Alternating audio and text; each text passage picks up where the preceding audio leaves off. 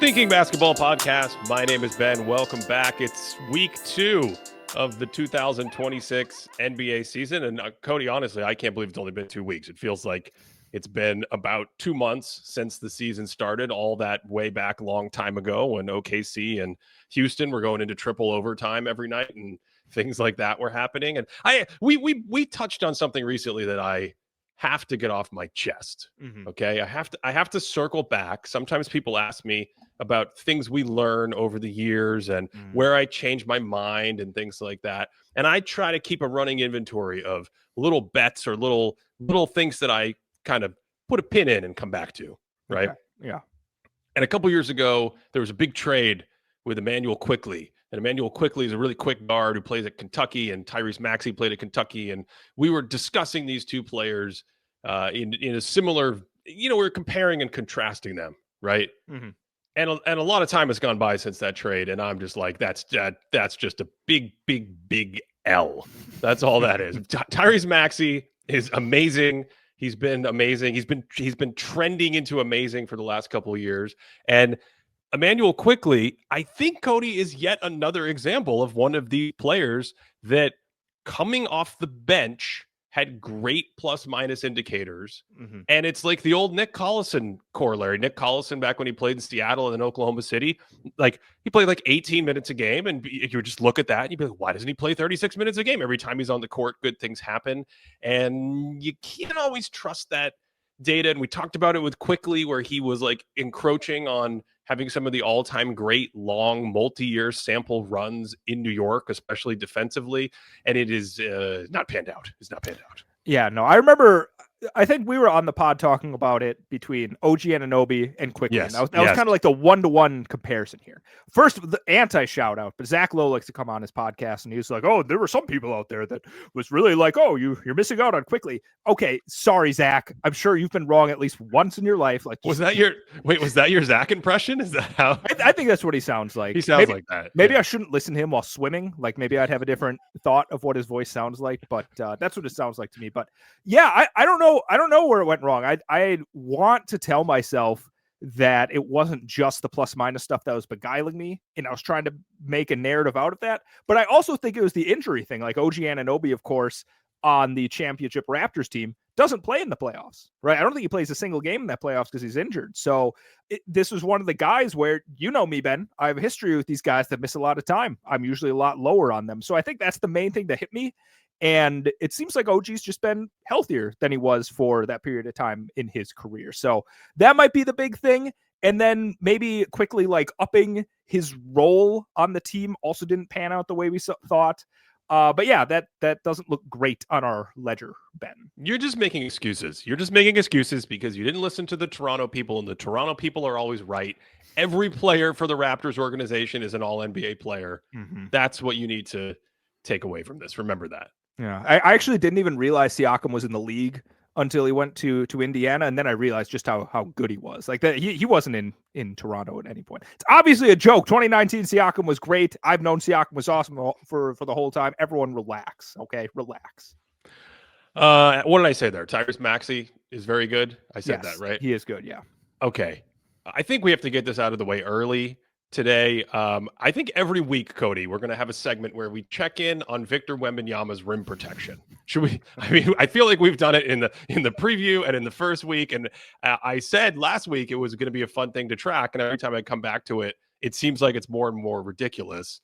Would you like to tell everyone the current status of the Spurs defense when Victor Wembanyama is on the court after 2 weeks? No, this isn't my number to tell, Ben. This is going to be your weekly number to share with everyone. And I'm mostly saying that because I don't have the number in front of me right now. Oh, okay. So sorry. You should take that. It's our Wemby watch. The Spurs offensive rating is it's gone in the tank since we did this last. The Spurs are now giving up 100 points per 100 possessions.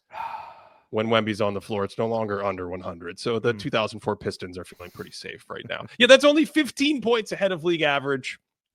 And he is currently setting the all-time mark for rim protection in the play-by-play era since 1997 in our database. We'll come back next week if it's still there, but that's our weekly Wemby watch right now. I like the small sample size stuff because, like, if you look at a larger scale, at a macro look at the league overall, like not looking at stats or whatever else, if you just look at how teams are performing, kind of a wacky start to the NBA season, Ben.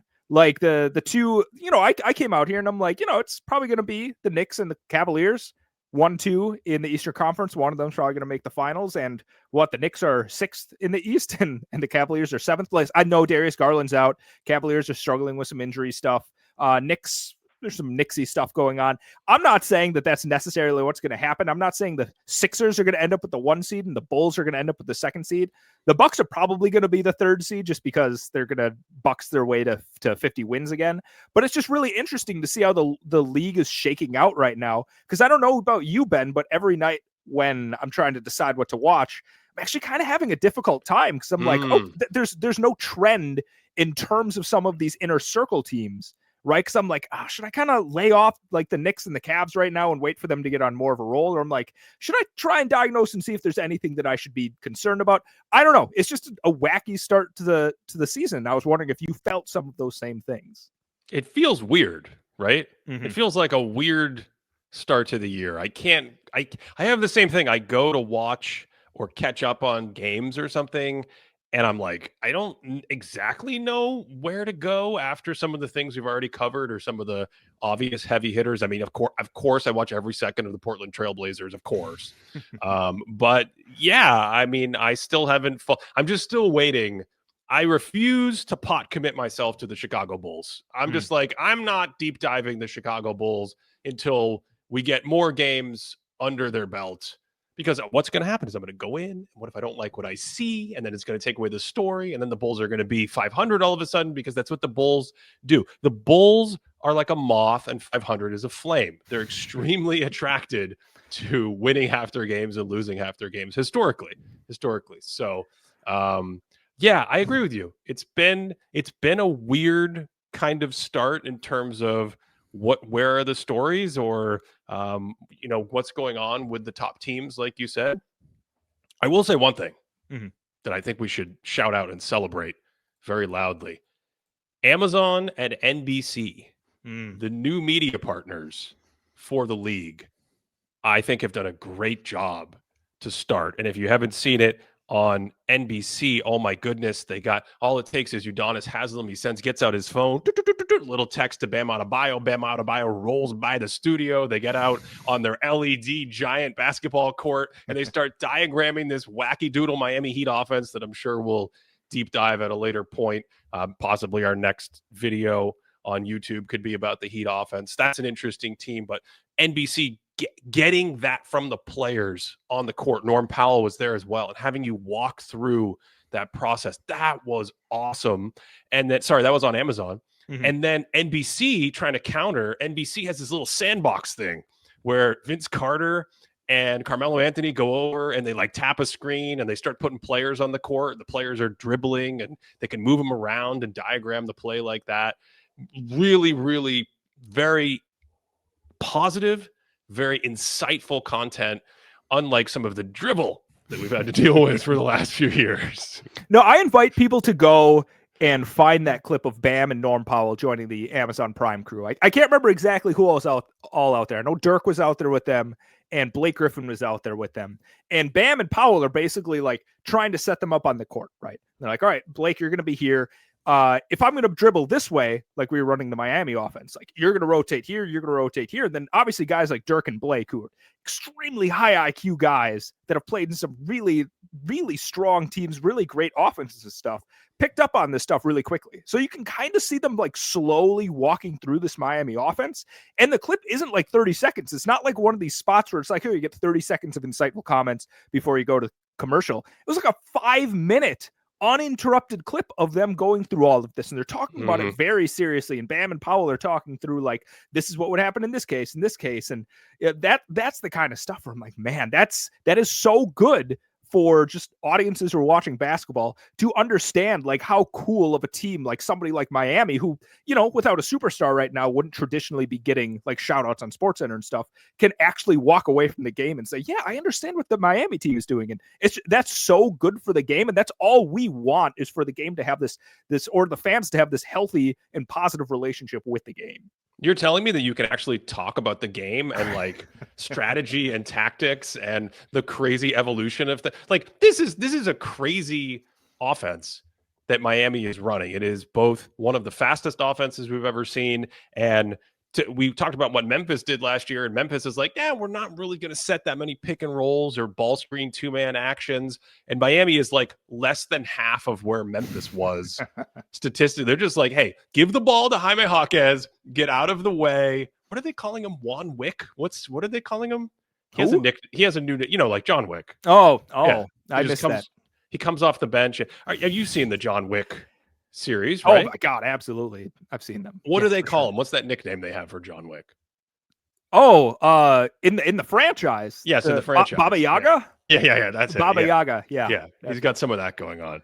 Yeah, it's very cool. No, the Miami offense is really interesting. Like whenever I watch them, just trying to figure out exactly what it is that's going on. It feels like one thing that happens is, there's some kind of a cut, like somebody's in the post here, maybe they'll dribble out, and then all of a sudden there's like a slot cut, and then immediately after there's another player that's like, oh, what if I'm just like a biker in the Tour de France, right? I'm just going to slot cut right behind that person. And the defense is like, wait a second, why are there two cuts in the exact same space? What am I supposed to do with this? And then there's some other action going over here with Bam setting some screens. And this is all happening in semi-transition, yet it's like very organized and chaotic. They're a really fun team to watch. And maybe I just happened to watch the game where Bam hit like 3 straight threes. And I'm like, oh, here it is. The Bam Renaissance. And then I just looked and he's shooting like 35%. So I think I just happened to watch the heater. No, 35% is good. 35% can make it happen. What I want to know is, did Bam get any text messages from Riles or Mr. Spoelstra after that? Like, what are you doing, man? Why are you telling everyone our principles? It's only game 4. At least let them scout us before you break down the offense. Yeah, I wonder how that works. Like, did they have to have a meeting with Spoelstra, and he had to be like, all right, you can talk about this, but we're leaving this off the table? Like, how guarded are some of those secrets? Because Spoelstra and Riley don't strike me as guys that are like, yeah, let's just hand over our playbook to the public. Like, that's going to be okay for us. Cody, I don't know if you've looked at the Los Angeles Lakers lately. I know they're a team that you don't find that interesting, but I have found them interesting since they traded for Luka Doncic. They just... I don't know if that sentence will ever get old to say, that the Mavs were just like, here you go, LA. It's like the Chris Rock stand-up is what it reminds me of, where he's talking about the difference between rich and wealthy, and he's like, Shaq is rich. Shaq has like $100 million. The guy who's wealthy is the guy who signs his check. He's like, here you go, Shaq, get yourself a couple more houses. It's like, here you go, LA, have another MVP. Here's another Luka for you. They're still winning. Yeah, they're still winning. And DeAndre Ayton had this awesome quote, I thought, from last night's game, where they won without LeBron James. He still hasn't come back. They won without Luka Doncic because he's on a play whenever you want schedule right now. Mm-hmm. And they won without their best player, probably their next MVP, Austin Reaves, who didn't play either. And it was like Nick Smith Jr. coming to life and stroking threes in the fourth quarter, even though he was sick at halftime or something. DeAndre Ayton's quote at the end of the game, which I love, was basically like, you have to give JJ Redick. It's all about JJ Redick because he leads us. He's the coach, and he's just not going to play you. He expects players to go out and perform when they play. And so there's this idea that the players are prepared. There's a scout and everything you need to do to get ready for the game. And if you're out there, you're expected to perform. Mm-hmm. And this is, to me, what makes LA very interesting right now. The entire cast of characters that I just mentioned in this ramble here. And now they're like, I don't know, there's something like 6-2, and they don't have all their players healthy. What do you think? So, well, first of all, I cannot believe that they beat the Blazers last night without Reaves, without LeBron, without Luka. Because there's at one point in the first quarter, like LaRavia is bringing the ball up, right? He's bringing the ball up. Not known point guard, Jake LaRavia. Yes, and Jake Larry Bird LaRavia, who's averaged like 25 points a game as well. Yes, continue. Toumani Camara is just on him full court. And I'm like, there's no way the Lakers are going to be able to win without like a single, like solid ball handler being able to come up, because they're just going to send Chris Murray. They're going to send Jrue Holiday. They're going to send Toumani Camara, and they're just going to hound these guys all game. And yet, like, once they're able to cross half court, you make the joke about me saying I don't think the Lakers are interesting. For the record, people, in the preview episode, I said that I don't see how their defense is going to be better than 20. I think their offense is very interesting. And the one thing that I really didn't consider to be somewhat of a renaissance, something that I forgot, Ben, is just how good of a passer Marcus Smart is. Like the way that that's where I'm going with this. Whoa, we're back on offense. I'm still waiting for the we're okay. Yeah. Not yet. I thought you were going to already give in on the defense after 8 games. No, I'm going to give Smart. I'll give Smart his flowers defensively, but offensively, like you can just tell how much better of a passer he is than basically anyone else that was out there. When again, Luka, LeBron, and Reaves are on the bench. Like he's getting into the paint, and of course, the floater game for him isn't great. The pull up mid range shot, but when he gets in the paint, he knows how to kick it. He knows how to throw some lobs. He knows where to set up Ayton.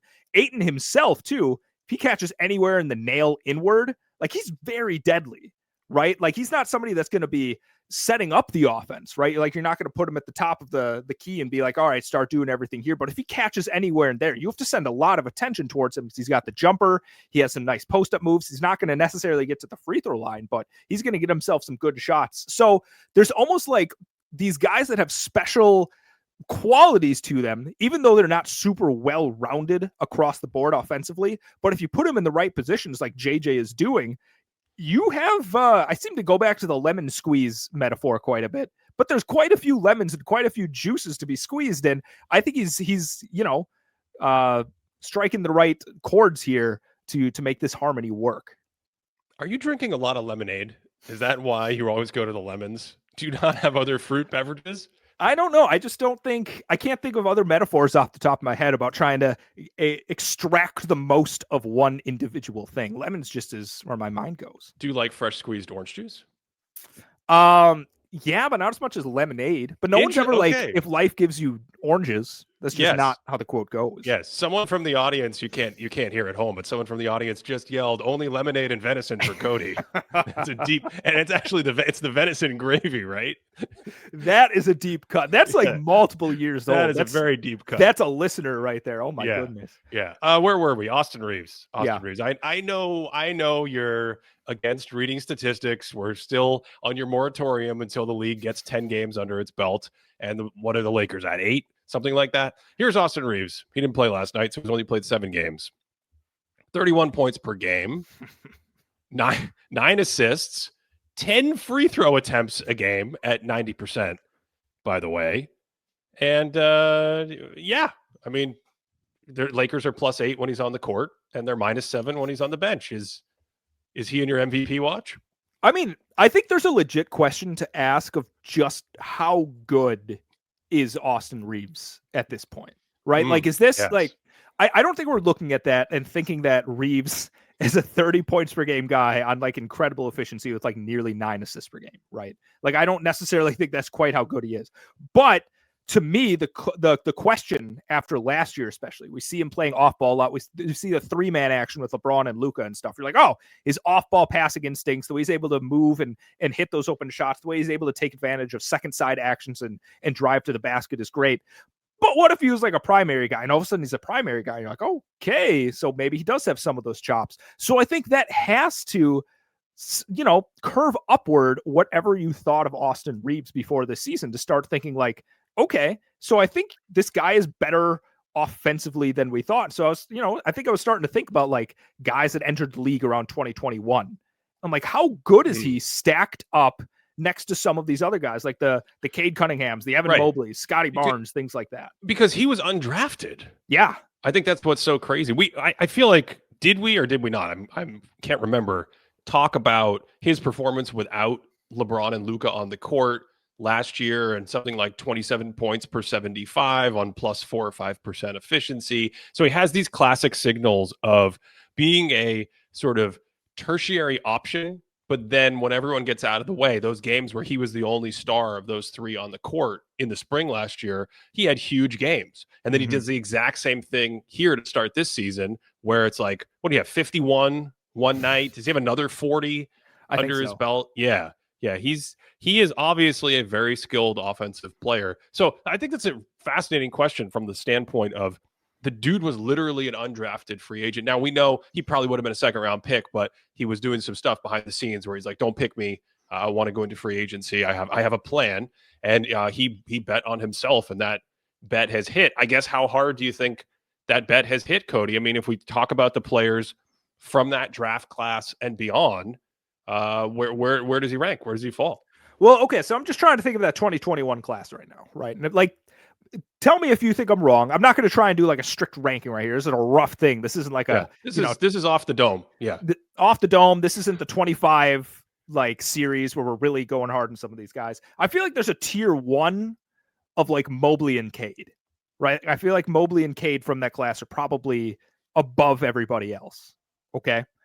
So Şengün is not in that tier? I don't think so yet. Okay. I don't think so. The next tier beneath them is where I'm going to put Şengün. It's where I'm going to put Franz Wagner. Yep. Wait, Chet has to be there. Chet's not in that draft, is he? Oh, nope. You're still just in that draft. I'm literally just talking that draft class. Okay. Literally just talking that draft class. Yes. So then the question is like, do you think is Josh Giddey in that draft class? Yeah, Josh Giddey's in that draft class. Right. I'm just throwing that out there. He's in that draft class. Apparently, Josh Giddey's going to average a triple-double or something. I was critical of Giddey before it was cool to be critical of Giddey, and let me tell you, I'm starting to change a little bit. He's got some interesting stuff going on in Chicago. But anyway, I think the question is do you think Reaves kind of lands in this Franz Wagner Şengün tier? Is he closer to Cade and Mobley, or is he actually below these 4 guys right now? I want to say he's below all of them because of defense. I mean, if you're going to have that first tier where you're just like, Cade is pushing into superstardom or something like that. And who else did you mention? Evan Mobley, right? These are like all NBA type players, probably, don't you think? Yeah, definitely. Yeah. Can we actually stop for a second and talk about Cade? Yeah.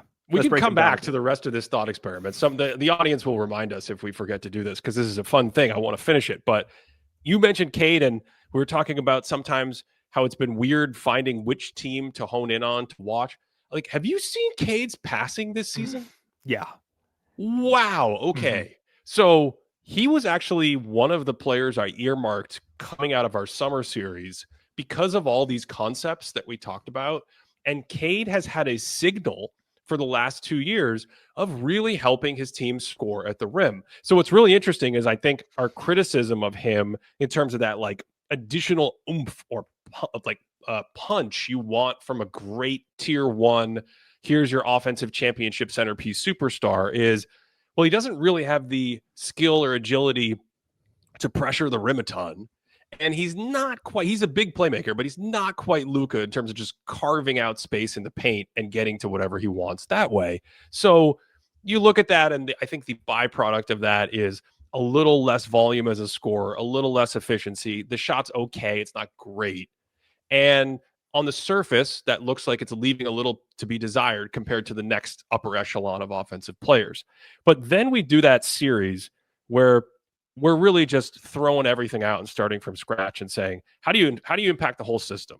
Geometrically, how do you impact the whole system? What are your pressure points? And where are you really strong, and what kind of interactions do you have? And my first thought was like, oh, Cade looks really great in the same way that we talk about Jason Kidd helping his teammates score at the rim. Maybe it's a Jalen Duren thing, because Jalen Duren is a limited offensive player, but he's just a great rim runner. He's a great finisher and lob threat. Nope, you take Jalen Duren off the court and Cade has the same signal. And that was coming into this year. And he looks better this year than he's ever looked. And these passes in all kinds of situations, handoff, pick and roll, all the pick and roll reads, transition. I mean, we're talking touch passes, no look passes, passes right off the dribble where the ball's coming off the floor and he flicks his wrist up in the air and lobs it 18 feet up in the air. And all of a sudden, Duren's throwing it down on an alley-oop. Like, really, really awesome stuff. In that game against Dallas in Mexico City, I don't remember what his final total was, but I mean, he could have had like 10 of the better assists of the year by halftime. It was an absolute clinic. So that we'll get into this probably later in the year, but that's one of the things that's really jumped out to me in the first 2 weeks is, okay, Cade Cunningham, if we do a top passers in the world now, he's going to be on the short list. It's amazing that you cited the Mavericks game, because I think it's necessary to bring in the context. Anthony Davis is not playing that game. I think it's Daniel Gafford's first game of the season playing out there, so still getting his sea legs a little bit. But, right away, like first minute of the game, like Duren and Cade are kind of coming down in transition on the same side of the court. This is the first score, the first one of the game you're talking Yeah. about. Yeah. And Cade throws a lob to him where he's able to like get up on the same side of the basket and finish. Like it's a really odd angle for a lob. I'm like, wow, and he's covered. Yeah. Jalen Duren looks like he's covered. And he's just like, I'm gonna throw this anyway. Yeah. And beyond that, then like the pick and roll, the way he's able to play, you say he's not like Luka, but he runs pick and rolls kind of like Luka, where he's a bigger body. You know, he doesn't have a ton of explosion that you see with some of these other pick and roll operators. So he knows how to use his body. He knows how to use his angles. He knows how to be patient about it. And he was just slicing the Mavericks up. Like they just didn't know how to like the amount of lobs and layup passes that he was able to generate out of that action. It was absurd. And then you talk about the touch pass. There's one, not really sure what the Mavericks were doing. Like I know Tobias Harris is basically Carmelo Anthony, but Harris gets the ball like kind of, I think it's on the left block, right? I think it's on the right block, actually. And they double him. Like they send a double. The Mavericks are a little bit in rotation. Harris kicks it to Cade. Cade jumps to catch it, and in mid-catch, throws it immediately down to Duren for another layup. Right? So like you say, there's the diversity of passing ability, and so many of them are leading to these easy baskets. And again, one of the key learnings from our series this summer is that the best passes are the ones that make the easiest shot opportunities for teammates. And I flagged the one from earlier in the preseason. He had a pass where somebody throws it to him, and like one-handed, he catches it and throws it up ahead as a kick ahead for a layup. And it was the most Jason Kidd-coded pass I've seen in a really long time. So yeah, you're absolutely right. Like Cade is putting in his name as being the or one of the premier passers in the NBA this season. For those of you who remember our summer series or listened to the 18 and a half hours of us rambling about 21st century basketball, Cade's impact in the last 2 years on his teammates' true shooting percentage has been a 3 percentage point increase. I think that's probably his best signal coming into this year, because I thought it foretold or forebode very well for him going forward. But I also just think he's better. He looks quicker. He looks sharper. The defense is strong. He's making a ton of defensive plays, picking up where he was last year. So all this is to say, Cody, I think he's probably the best player of this class, which is not where I was a year or two ago. And I would definitely not have Reaves on that tier with Cade. I think the question for me with Reaves is, how much does the defense potentially hurt if he's an all-star type offensive player? I want to back up for just a second, because I want to finish with Cade for a moment, because he's made a couple of like spectacular defensive plays. And even beyond the ones that don't make the highlight reel, he's doing a really good job of contesting at the basket. Like he uses his length to make shots more difficult for people. And when you're the point guard, that just adds a little bit of value. But I don't necessarily see a lot of other stuff that makes me think like, oh, this guy is all defensive potential. So like, how good do you view Cade's defense right now? Is it just like slightly a positive? Is he more neutral? Because I don't see it as being like hugely impactful. But when you compare it to like Reaves, I'm like, yeah, he's probably moving the needle at least a little bit on the positive end. Yeah, I think he's a positive. I think when we think about our scale with guards, they're usually a little less impactful. When we say someone's around neutral or maybe a slight positive, I think he's in the group after that. I think he's like a clear positive, but he's not, to your point, doesn't yet look like an all-league defender, and is only a couple games to start this season, but I really like what I see there. So, and I think there is a gap with him and Reaves defensively. I think the big question, I think the big question for an impact gap, one that's meaningful in this conversation, because the big question with Reaves is, maybe still how good he is offensively, but how much are you giving back defensively? Because I do think he's a negative defender. So let me just recap, because we're coming back to this off the top of our head. We have Şengün from that draft. Yep. Franz Wagner. Yep. Franz also feels like he would be ahead for me as well. I think Franz's defense is really good, and he does. He will shoot over. What do you say? He will not shoot over 29% from three this year. That you're gonna have to come back to that. When are you gonna give up on that one? I didn't say that. I said we have to give up on him becoming a shooter, right? I didn't necessarily. Okay, so what? He's shooting 43%. Whatever. Like that's 6-7 games. Like who cares? Well, whatever. Like we have a long season to go. What if the whole season was just 16 games? This would be great. It'd be the NFL. That's what it would be. I think the NFL now plays 17 games. I don't know. It's a dumb number. So okay, Here's the other learning we had from the series. And I know we're referencing that summer series a lot, but again, when you put like 18 and a half hours worth, there was a lot of research that went into it. I feel like there's a lot of stuff that can, inform the way that you think about the current season. The other thing, and we've known this for a long time, obviously, but when you are a negative on one end, it really hurts how high you can be, right? So Austin Reaves, you can look at all the stats, you can watch the game winners, you can see just how good he looks offensively. But if he is like a clear negative on defense, which he is, that's really going to hurt the overall valuation when you're dealing with some of these guys like Franz, like Cade, who aren't giving up anything and actually additive on the defensive end. Yep. So I think the question then, Ben, what have you thought about Austin Reaves defensively so far this season?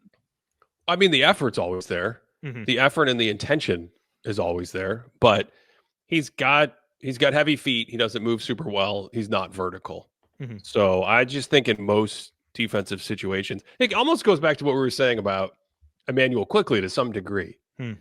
There are dependencies on defense. When you are put in an environment where your weaknesses can be covered, or you're asked to play a role or a scheme where some of your strengths can be magnified, then you might not see as much bleed on the scoreboard or in your impact data, or when you even watch, you might not notice it. I think of Luka in the finals a couple years ago, right?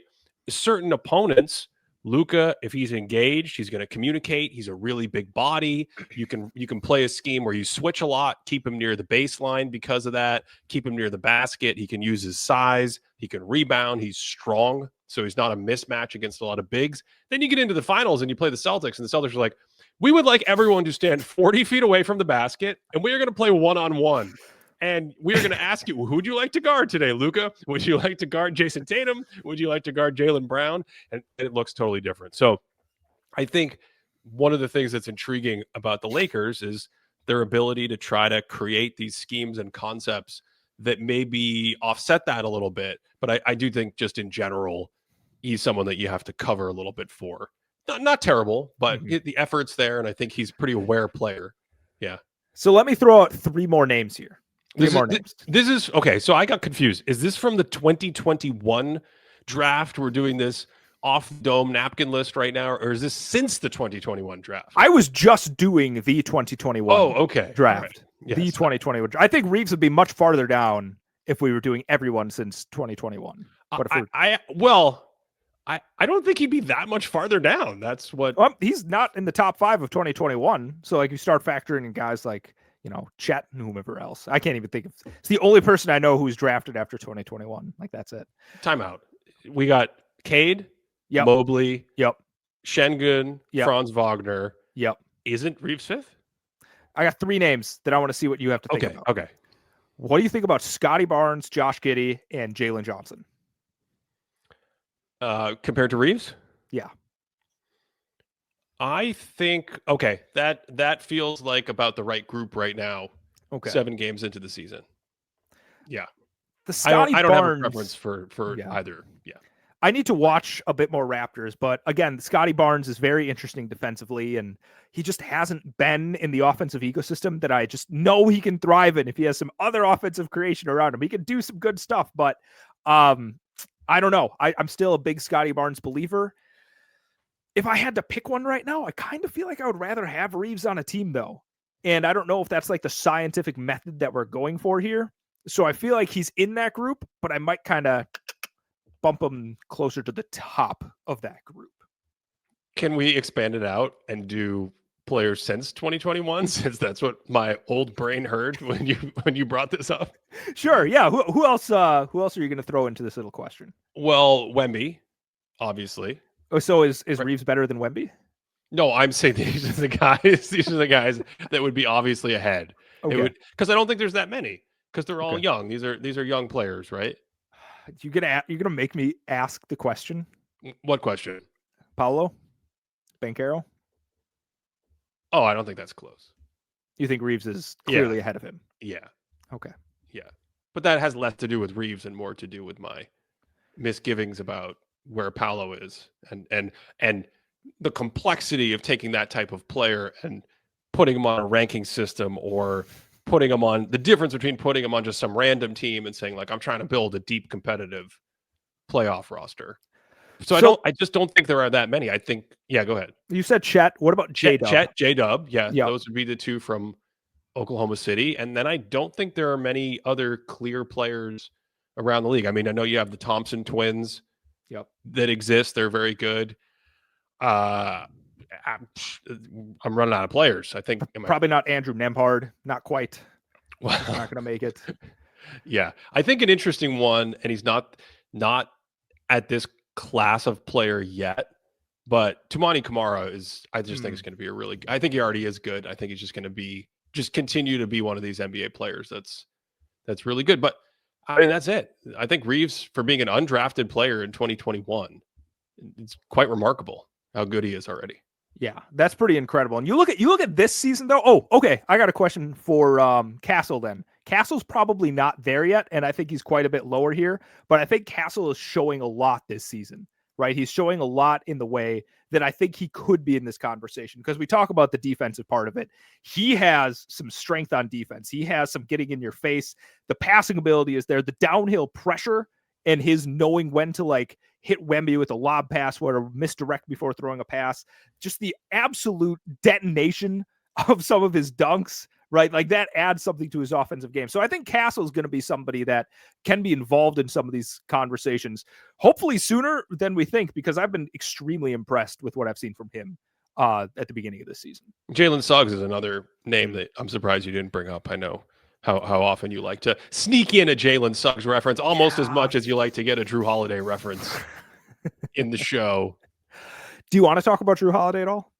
I kind of do, that I think Cody tried to get Jrue Holiday into every single episode in the summer series. And of course, if you're a longtime listener, you know that's a running bit that Cody loves Jrue. But this is actually one of the more interesting topics of the early year. We're talking about how strange the early part of the year has been.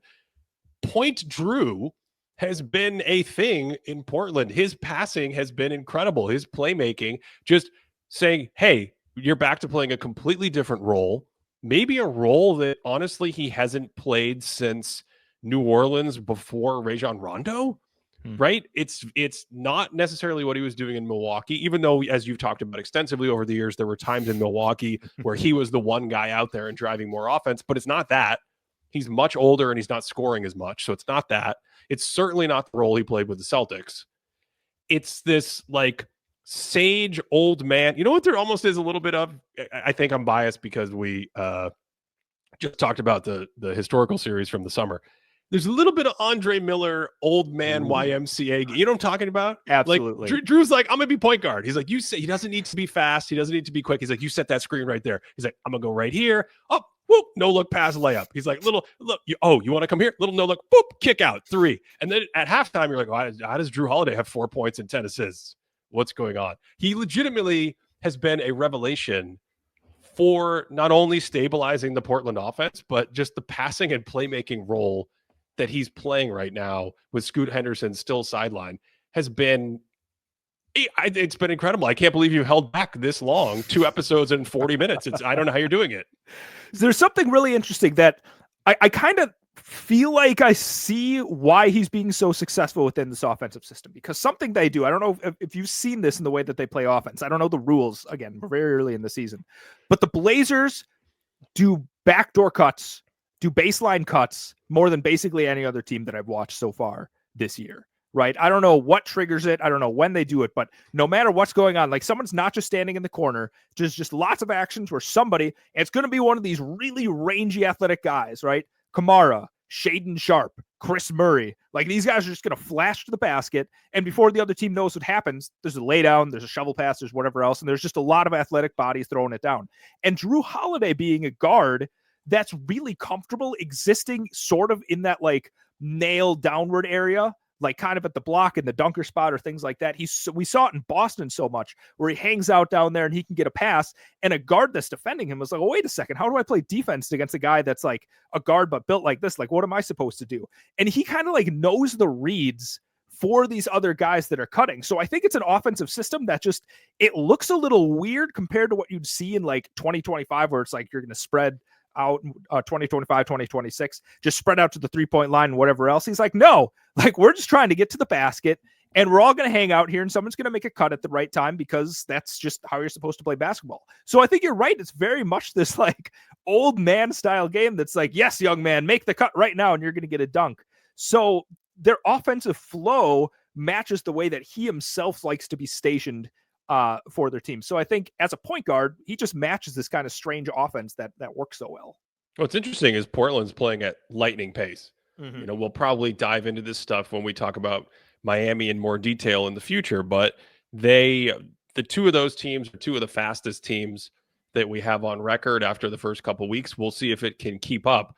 But what you were just describing with Portland could have also described certain sets in Miami where Jrue is dribbling the ball or someone else is dribbling the ball. And instead of a lot of ball screen action and pick and roll and staggered screens and things like that, throw it to the elbow and play three-man handoff game like we've talked about with the Nuggets for so many years, the Lakers, the 2024 Joel Embiid offense in Philadelphia.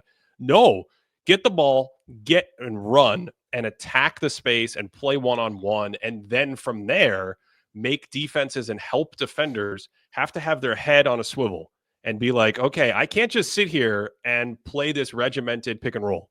You know, we just talked about Cade Cunningham's pick and roll passing. The regimented part to that also means that the defense knows, okay, I've seen this a million times.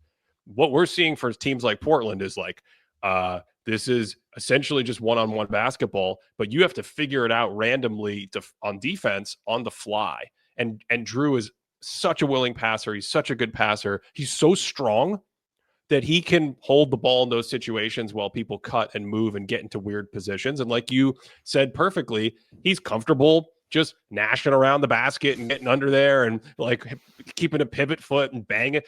He'll just bang dudes back. This is the Andre Miller thing, right? He's just like, okay, I'm going to back you down. I'm 6'3". I'm going to back you down. And if no help comes, because we haven't set a ball screen and it doesn't say on that scouting report over there, like, everyone load to Jrue Holiday when he's dribbling in the middle of the floor, double team Jrue Holiday when he has the ball, I'll just take it all the way to the basket. So it's really fun. It's really cool. If teams like Miami didn't exist, Portland would be at like the bottom of the league in terms of ball screen. And I think there's a relationship between not setting as many pick and rolls and not playing as traditionally and having speed, letting one man fast break turbo Denny Avdia go, Shaden Sharp's athleticism, having him go out on the wing, Kumara cuts, like you mentioned.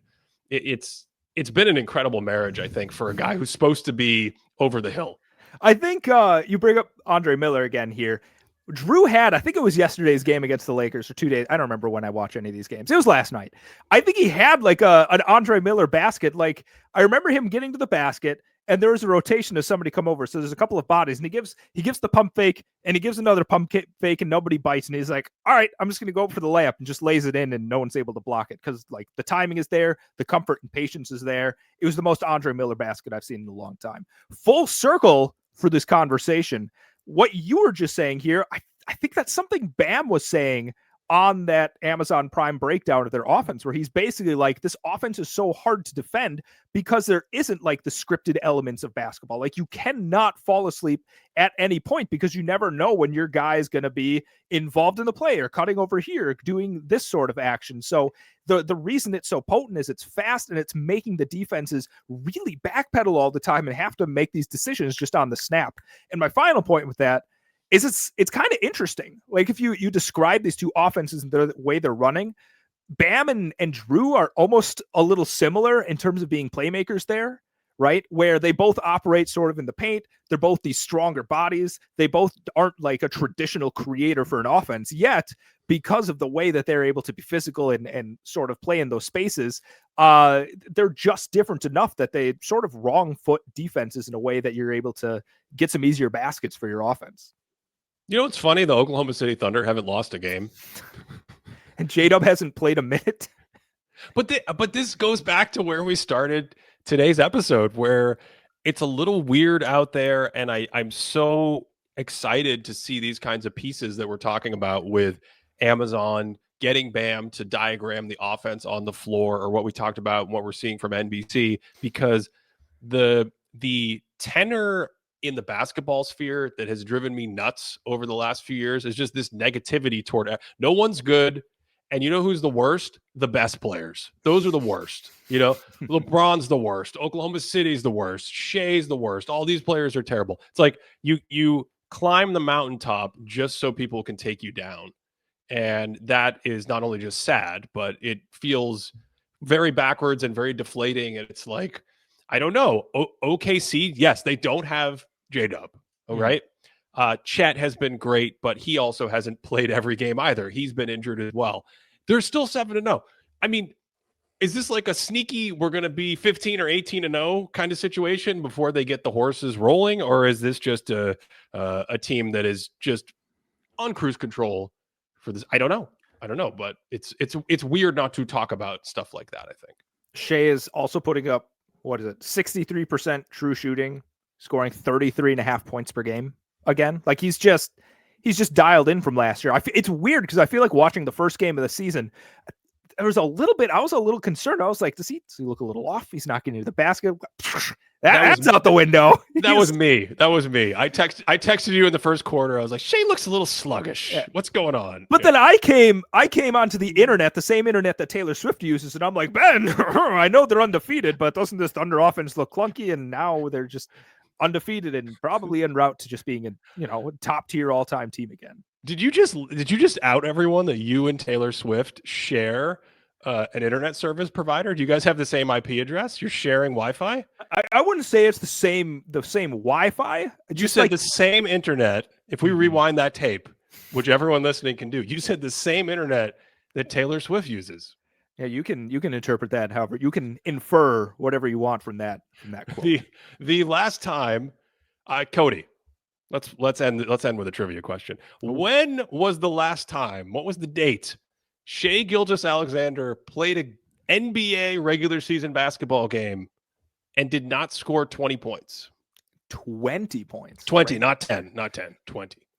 Okay. Last time it happened. Can I guess that it wasn't last season? Was it last season?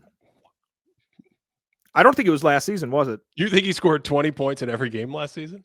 I'm trying to think. I don't know what the record is. I know the record is quite high. I think he scored 20 points in every game last season. So what do you think the date was? The last time he didn't score? So last year would have been 20. I'm going to say sometime in February of 2024. February of 2024? Yeah, that's my answer. That would be absolutely ridiculous. That didn't incorrect. Okay. It was October 30th of 2024. October 30th. I'm in the year. I know you were pretty close. October. But the thing is, he also didn't score 20 like a ton at the end of the 2024 season, the year before. So it wasn't like that was the only time. He did have a streak in 2024 itself, but it was a much more realistic streak than what he has going on now. The streak that year was 29 in a row. Oh wow! At 20 points per game. Right now he's like what? 80 something, 70 something. It's quite a lot. That's pretty spectacular. If I was quick enough, I would try and get our stat department to figure out how that stacks up. But I'm sure there's a Wilt stat in there that just like breaks our conception of scoring 20 points per game. To support this podcast, patreon.com/thinkingbasketball. That's the best way to do it. For Patreon subscribers, we have a breakdown of the Suns' defensive tactics against Victor Wembanyama this week. They did something super, super weird, and through the Wemby Express, they stopped the French Revolution briefly. Robespierre is still finagling. Things are still happening, but the Suns, really, really fun sort of defensive game plan. Patreon.com/thinkingbasketball. We're also going to get our stats boards. Cody's like, no stats for 10 games. We're going to get our stats board up before 10 games, just so Cody has to look at them. Patreon.com/thinkingbasketball. My dog is getting excited. I don't know if you can hear her in the background. What do you got, Cody? This is your time to shine. We're in the outro. You can say whatever you want. You can talk about the Mark Ruffalo show you watched this week. Whatever gets you excited. I'll be honest, I didn't watch any show with Mark Ruffalo. I unfortunately watched a Jurassic World movie. What do you mean you didn't watch it? Okay, Ben, is there any way the stat is right? This is crazy. Yes. Okay, so do you know what Shai's max, his best streak of 20 points per game in the regular season is? It's got to be. It's right now. He's got like 79 or 85 or whatever it is. Yeah. He's 79. 79. Do you know where that ranks all time? It's got to be very, very high. Is it second all time? It's close. It's third. Third. all Okay. time. Okay. Yeah. Wilt has to have one. Wilt has that's one. just silly, probably. Wilt has one that's 126. Yeah. Okay. And then I would assume, is Michael Jordan the other one? It's a trick question. Number 2 is It's also Wilt. Wilt. It's you. Okay. So that's ridiculous. Yeah. Yeah. So the list goes, Wilt has the highest streak at 126 games. Wilt is number 2 at 92 games. So Shea, current streak 79. He's 13 games away from tying Wilt there. And then right beneath that, we have Oscar Robertson, Kevin Durant, Michael Jordan, Kareem Abdul-Jabbar, Michael Jordan, Elgin Baylor. So it's a pretty incredible run that Shea's got right now. I just want to get back to this lack of Mark Ruffalo in your life. What's happening? I'm confused. Why do you think I'm watching a show with Mark Ruffalo? I feel like he has a lot of shows in the last few years that you would like. I think you would like them. Are you watching a Mark Ruffalo show? I've seen a lot of Mark Ruffalo shows lately. Yeah. Are there any with names that you could suggest to me? Okay, let me try to think of the names of them. I'm not good with names. Task is one of them. Is that good? It's from the creator of Mayor of Easttown. Oh. Did you see that? Nope. Oh, you're just behind. What are we doing? We're going down a rabbit hole here. You're just totally behind. Tell everybody how much you like Jurassic Park, and then we can end the show. Listen. I need to set up a new podcast venture, or I can just talk about what we need to do about the Jurassic World franchise, because like 3 of the last ones that came out are genuinely 3 of my least favorite movie experiences of the last decade. And it has to stop, Ben. It has to stop. We cannot sully the great name that is the original Jurassic Park anymore. And I think this is the thing I was most heated about. Like, I'm watching basketball and I finished watching this new Jurassic World movie, and I'm like, we just need to be done. Just pull the plug. It's over. We did it. We peaked 30 years ago. Let's be finished. We're done. I can't believe you didn't feel that way about the last one or the one before that. I did. I think the last one was the worst, right? Not the one that just came out, but the one before this one. They brought back all of the actors and they just jammed all 6 of them in there. That was the worst. That was the most egregious Jurassic World film. And this is happening everywhere, right? This is happening with Star Wars and other franchises. Yeah. That last Star Wars, what was it? The Last Skywalker, The Rise of Skywalker. Also one of my least favorite film going experiences of the last decade. So we're in a rough place with just mainstream IP out there, Ben. Superhero movies aren't hitting. Star Wars is struggling right now. Jurassic World can't figure dinosaurs, Ben. It's how do you screw it up? How do you screw up dinosaurs? Oh wow. This has been quite an episode. This has been absolutely quite an episode. There's a lot of things including your Zach Lowe impression that I still can't stop thinking about. Wow, that was this episode. That was this episode. Yeah. That was a good one. Yeah. All right. Thanks as always for listening to this one. Hope you enjoyed it, and we will be back next week for week 3 of the 2026 NBA season. How do I end this, Cody? Oh, hope you are having a great day.